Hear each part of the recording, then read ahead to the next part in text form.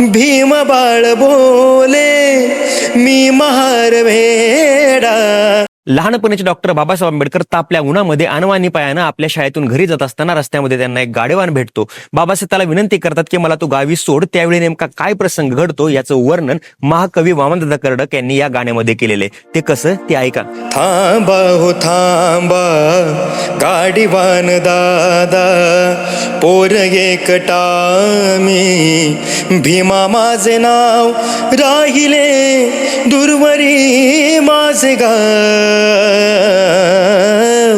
गाडीत घ्या हो मला मला, गाडीत घ्या हो मला.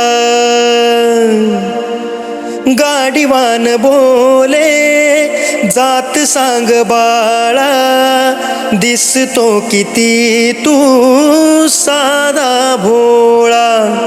भीम बाळ बोले मी महार वेडा. गाडीवान बोले थांब बाळ थोडा, बाटेल माझी गाडीयान मी, कसा घेऊ तुला मी तुला. गाडीत घ्या हो मला मला, गाडीत घ्या हो मला मला, गाडीत घ्या हो मला.